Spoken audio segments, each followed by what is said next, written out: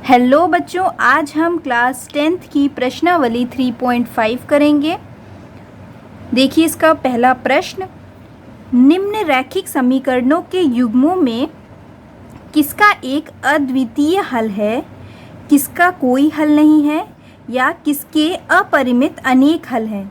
अद्वितीय हल की स्थिति में उसे वज्र गुणन विधि से ज्ञात कीजिए। तो पहले तो आपको निकालना है कि किसके किस प्रकार के हल हैं, और अगर अद्वितीय हल आता है, अद्वितीय हल का क्या मतलब है, एक हल आता है तो उसको वज्र गुणन विधि से सॉल्व करना है। तो वज्र गुणन विधि क्या होती है ये हम आगे जब क्वेश्चन करेंगे तो आपको बता देंगे। तो सबसे पहले पता लगाते हैं कि इसके हल किस प्रकार से हैं। तो हमने आपको बताया ही था कि a1 बराबर यहाँ पे क्या है 1, b1 इक्वल टू हो जाएगा -3 और c1 है -3। इसी तरह a2 हो जाएगा 3, b2 है -9 और c2 है -2। ये हम पहले ही कर चुके हैं पहली वाली एक्सरसाइज में, तो ये आपको पता ही होगा। a1/a2 क्या आ रहा है देखते हैं 1/3, b1/b2 क्या आ रहा है, ये आ रहा है -3/-9। तो ये कट जाएगा, देखिए ये कट गया, 3 1 ज़ा 3, 3 3 ज़ा 9। और c1/c2 क्या आ रहा है, c1/c2 आ रहा है -3/-2 यानी कि 3/2। तो यहाँ पे आपका a1/a2 बराबर आ रहा है b1/b2 के, पर बराबर नहीं आ रहा है c1/c2 के।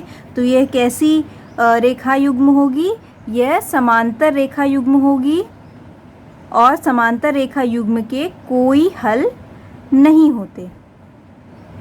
ठीक है, तो फिर इसको तो हम वज्र गुणन विधि से सॉल्व नहीं करेंगे। अब इसको देखते हैं, इसमें सीधे लिख लेते हैं a1/a2 यानी कि 2/3 इज इक्वल टू b1/b2 यानी कि y का गुणांक क्या है 1, 1/2 और c1/c2 यानी कि 5/8। अब देखिए क्या a1/a2 b1/b2 के बराबर है, नहीं है ना, तो ऐसे लगा देते हैं।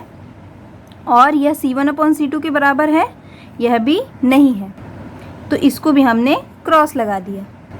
यानी कि बच्चों यहाँ पे a1/a2 बराबर नहीं है b1/b2 के, यानी कि ये प्रतिच्छेद करती हुई लाइनें हैं, और जो प्रतिच्छेद करती हुई रेखा युग्म होती हैं वह कैसी आप हल देती हैं, वह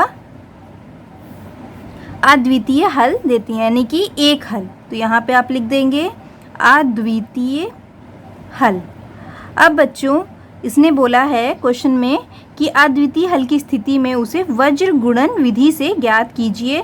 तो इसको आप वज्र गुणन विधि से ज्ञात करेंगे। पहले वज्र गुणन विधि क्या होती है, छोटा सा वीडियो देखिए, आपको तुरंत समझ में आएगा, उसके बाद हम ये क्वेश्चन करते हैं। तो आइए बच्चों देखते हैं वज्र गुणन विधि क्या होती है। यहाँ देखिए दो रैखिक समीकरण दे रखे हैं आपको, यह है आपका समीकरण 1 और यह है आपका समीकरण 2। इसमें क्या करना है आपको, x और y के मान निकालें, यानी कि इन समीकरण का हल निकालना है। किसका इस्तेमाल करके, वज्र गुणन विधि का इस्तेमाल करके। तो कैसे होगा ये, उसके लिए आपको यहाँ पे x लिखना होगा, फिर यहाँ y लिखना होगा और यहाँ 1 लिखना होगा। 1 क्यों लिखा है, 1 अचर संख्या के लिए लिखा है, और x जो है यहाँ चर है और y भी एक चर है यहाँ पे। ठीक है, अब हम x के नीचे वह गुणांक लिखेंगे जो x के गुणांक नहीं है, यानी x के गुणांक छोड़ के बाकी के जो दो गुणांक है वह हम यहाँ पर लिखेंगे। तो x को छोड़ के बाकी कौन से दो गुणांक है, एक तो है b1 b2, तो हम यहाँ लिख देंगे b1 b2। इसी प्रकार दूसरा कौन सा है c1 c2, तो यहाँ लिख देंगे हम c1 c2। इसी प्रकार हम y में भी जो y के गुणांक है उसको छोड़ के बाकी दूसरे गुणांक लिखेंगे। तो देखिए एक गुणांक कौन सा है a1 a2 है ना, ये y का गुणांक नहीं है, जो नहीं होगा वही लिखना होगा हमको। तो a1 a2, और दूसरा कौन सा है c1 c2, ये तो पहले से ही लिखा हुआ है तो इसलिए हमने इसको छोड़ दिया। उसके बाद 1 के साथ भी हम ऐसे ही करेंगे, यानी अचर संख्या यहाँ पे जो है अचर संख्या को छोड़ के बाकी के जो दो गुणांक है वह हम लिखेंगे। तो देखिए एक तो है आपका A1 और A2, तो वो तो पहले से लिखा हुआ है इसके पास। दूसरा कौन सा है, B1 B2, ठीक है। तो इसको हम लिख देंगे यहाँ पे B1 और B2, ये हमने यहाँ लिख दिया। उसके बाद हम कराएंगे इसका तिर्यक गुणा। तो इस तरह से हम एरो बना लेंगे, एक एरो ऐसा और एक एरो इस तरफ, इसी तरह एक एरो इस तरफ और दूसरा एरो इस तरफ, इसी तरह इसमें भी एक एरो इस तरफ और दूसरा एरो इस तरफ। अब इसको हम कैसे लिखेंगे, इसको हम लिखेंगे, यहाँ पे आप लिख दीजिए x, ये y और ये 1 फिर से, ठीक है। अब इसके नीचे खींचेंगे लाइन। तो पहले तो हम गुणा करेंगे इनका B1 C2 minus B1 C2 हो गया। उसके बाद B2 C1, तो यहाँ होगा B2 C1। इसी तरह यहाँ पे भी होगा, यहाँ पर होगा C1 A2 minus C2 A1, फिर A1 B2 minus A2 B1। कैसे हो रहा है, पहले ऊपर से जाता है नीचे, फिर माइनस नीचे से ऊपर, पहले ऊपर से नीचे, फिर माइनस नीचे से ऊपर, फिर पहले ऊपर से नीचे यहाँ लिखा, फिर माइनस नीचे से ऊपर। और इन सभी के बीच में एक बहुत इंपॉर्टेंट निशान होता है, वह होता है इक्वल टू यानी बराबर का निशान। तो यहाँ बच्चों अगर जो ये 1 है, इसके नीचे जो ये हर है, अगर यह भी 1 आ जाता है तो x का जो हल है वो ये संख्या हो जाएगी, y का हल ये वाली संख्या हो जाएगी, ठीक है। अब इसको क्वेश्चन में अप्लाई करते हैं तो और अच्छे से आपको समझ में आएगा। तो देखिए बच्चों, इसका सेकंड पार्ट जो हमने सॉल्व किया था, इसका अद्वितीय हल निकला था। अब इसके हल निकालने हैं, तो बिल्कुल ये जो हमने अभी पीछे करा है, इसको मैंने यहाँ पे लिख लिया है, इसी के अनुसार इसके हल हम निकालेंगे। तो यहाँ पे लिख लेंगे हम x equal to y equal to 1, ठीक है। इस तरह से लाइन खींच देंगे नीचे। तो ये हमने लाइन खींच ली है।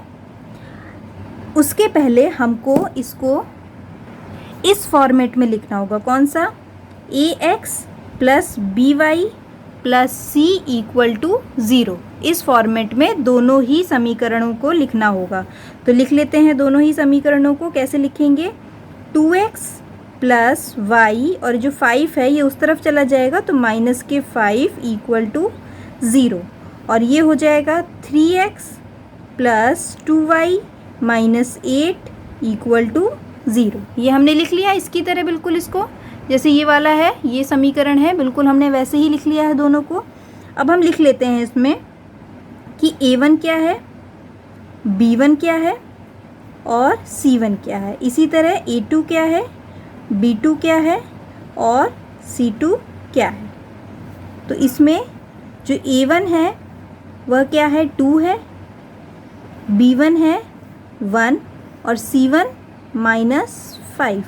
इसी तरह इसमें a2 क्या है, 3 है, b2 क्या है, 2 है और c2 क्या है, माइनस 8। ये हमको मिल गया।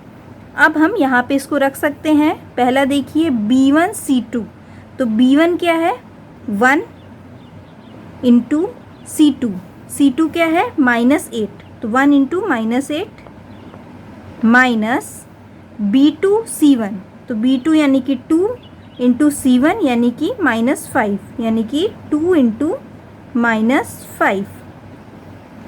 अब y में देखते हैं c1 a2, तो c1 कहाँ पर है, माइनस 5 c1 है और a2 क्या है, 3 है, तो 3 into minus 5, 3 into minus 5 minus c2 a1 यानी कि माइनस 8 इंटू 2, तो ये हो जाएगा माइनस 8 इंटू 2, ठीक है। इसी तरह से a1 b2 यानी कि 2 इंटू b2 क्या है, 2 है, माइनस a2 यानी कि 3 इंटू b1, 3 इंटू 1, ये हमने लिख लिया। अब इसको हम सॉल्व कर लेते हैं। तो ये हो जाएगा x अपॉन -8 का 1 से गुणा होगा तो -8 ही आएगा, माइनस माइनस प्लस हो जाएगा तो प्लस का 10। इसी तरह y के नीचे क्या हो जाएगा, 5 3 ज़ा 15 माइनस का, और ये क्या हो जाएगा, माइनस माइनस प्लस हो जाएगा, 8 2 ज़ा 16, और ये हो जाएगा आपका 2 2 ज़ा 4 4 माइनस 3। तो यहाँ पे आ जाएगा x अपॉन -8 और 2 हो जाएगा, सॉरी -8 और 10 हो जाएगा 2 इक्वल टू y अपॉन -15 और 16 कितना हो जाएगा 1 इक्वल टू 1 अपॉन 4 माइनस 3 1। तो देखिए x के नीचे क्या आया है 2, तो x बराबर 2 हो गया और y बराबर 1 हो गया। ये कब करेंगे हम, जब यहाँ पर जो हर है, जो नीचे है, यह 1 आएगा। अगर कोई दूसरी संख्या आएगी तो हम इसको फिर सॉल्व करेंगे। तो ये आपका सॉल्यूशन, इसका हल हो जाएगा। देखिए बच्चों इसका थर्ड पार्ट, इसमें लिख लेते हैं फटाफट। तो देखिए बच्चों मैंने लिख लिया है A1 3 है, B1 -5 है, C1 20 है, A2 6 है, B2 -10 है और C2 40 है। तो A1 अपॉन A2 क्या हो जाएगा, 3 अपॉन 6, 3 1 ज़ा 3, 3 2 ज़ा 6। B1 अपॉन B2 हो जाएगा -5 अपॉन -10, माइनस माइनस कट जाएगा, 5 1 ज़ा 5, 5 2 ज़ा 10, और C1 अपॉन C2 क्या हो जाएगा, ये हो जाएगा 20 अपॉन 40, 0 0 कट जाएगा, 2 1 ज़ा 2, 2 2 ज़ा 4। यहाँ देख रहे होंगे तीनों ही 1 अपॉन 2 आ रहा है, यानी कि A1 अपॉन A2 बराबर B1 अपॉन B2 बराबर C1 अपॉन C2। तो ये कैसी रेखा युग्म हो गई, यह संपाती हो गई।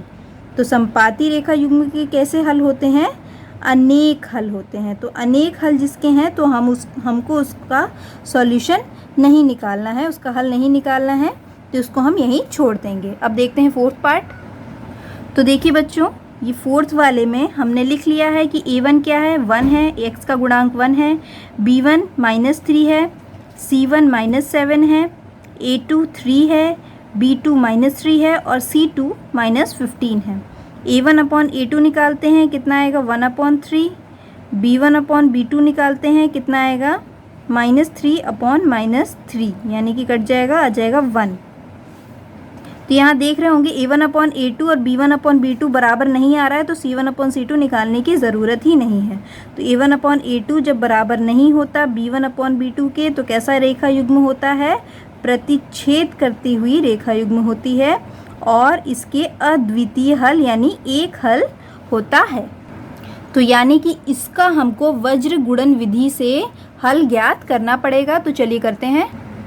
तो देखिए बच्चों ये हमने लिख लिया है जिस तरह से हम इसको सॉल्व करना है। यह दोनों ही समीकरण इस वाले फॉर्मेट में है, ax plus by plus c equal to 0। याद रखना है आपको कि इसमें इस तरह से सॉल्व करने से पहले, वज्र गुणन विधि लगाने से पहले आपको देख लेना है कि जो दोनों ही समीकरण इस तरह से लिखे होने चाहिए। तो चलिए शुरू करते हैं। x अपॉन, तो देखिए पहला है B1 C2, तो B1 कौन सा है, -3 इंटू -15, तो -3 इंटू -15, माइनस माइनस तो प्लस हो जाएगा और 15 3 ज़ा हो जाएगा आपका 45, ठीक है। फिर B2 C1, तो B2 क्या है, B2 है -3 और C1 क्या है -7, तो माइनस और माइनस गुणा होके हो जाएगा प्लस, और 7 3 ज़ा हो जाएगा 21। लेकिन बच्चों ये माइनस का जो साइन है ये तो यहाँ पर आएगा ही, ठीक है, ये तो यहाँ पर आएगा ही, गुणा होके क्या प्लस हुआ है, ये वाले जो साइन है माइनस माइनस, तो ये प्लस हो जाएगा, 7 3 ज़ा 21 यहाँ पे आ जाएगा। उसके बाद y अपॉन C1 A2, तो C1 क्या है, C1 है -7 इंटू A2 यानी कि 3, तो 7 3 ज़ा 21 और यह माइनस का साइन है तो ये होगा आपका माइनस का 21। फिर C2 A1, पहले यहाँ माइनस का साइन लगा देते हैं, अब करते हैं C2 A1, तो C2 क्या है माइनस का 15 और A1 क्या है 1, तो माइनस का 15 गुणे 1 क्या हो जाएगा, माइनस का 15 equal to 1 upon A1 B2, A1 क्या है 1 इंटू B2, B2 क्या है माइनस के 3, इसको यहाँ ऐसे लिख दिया। फिर बीच में माइनस, फिर a2 b1, a2 क्या है 3 और b1 क्या है -3, तो 3 3 ज़ा क्या हो जाएगा 9 और निशान यहाँ पे माइनस का आएगा, तो ये माइनस के 9 और ये माइनस तो रहेगा ही क्योंकि यहाँ पे ये वाला माइनस है। तो ये हो जाएगा आपका x अपॉन 5 में 1 गए 4 और 4 में 2 गए 2, 24 इक्वल टू y अपॉन,